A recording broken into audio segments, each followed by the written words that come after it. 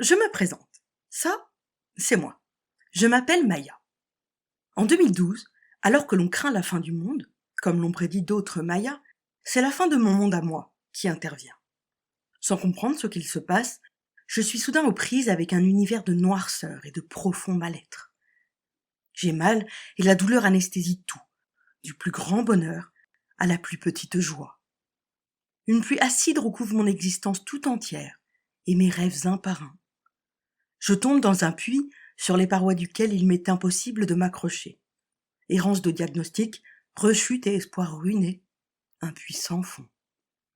Jusqu'au jour où c'en est trop, et je décide de mettre un point final à ma vie.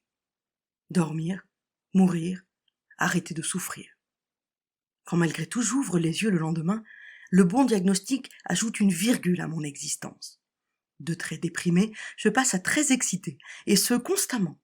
C'est ce qu'on appelle la bipolarité. Et c'est une vraie maladie. La maladie mentale est une vraie maladie. Au même titre qu'une grippe, un cancer ou une jambe cassée.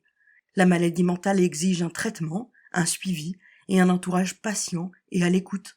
Au même titre qu'une jambe cassée exige un plâtre, des béquilles et beaucoup de repos. La maladie mentale est un handicap invisible, un neuroatypisme tabou qui fait mal à ceux qui le subissent et peur aux autres. Peur ? Pourquoi peur ? Parce qu'hospitalisation en hôpital psychiatrique se dit internement en asile de fous. Parce que malade mental se dit cinglé, taré, fêlé. La conscience collective, modelée par l'ignorance et l'imaginaire fantasmatique, ne tarit pas de chimères et de symboliques à l'égard du trouble mental. On y voit menaces, violence et danger. On y voit le Joker, Leonardo DiCaprio et Jack Nicholson. En plus d'être malade, nous sommes salis de notre maladie. Aujourd'hui, une personne sur 4 est concernée par un trouble mental. Autour de vous, il y a forcément quelqu'un qui en souffre. Cela nous concerne tous.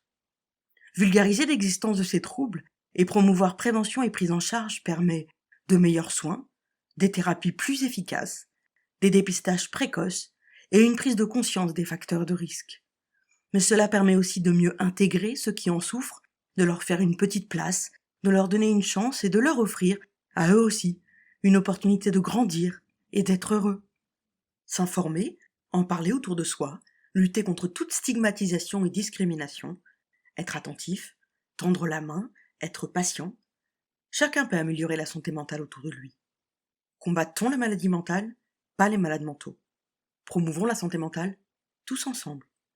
Je me présente. Ça, c'est moi. Je m'appelle Maya. Je suis bipolaire et j'ai besoin de vous.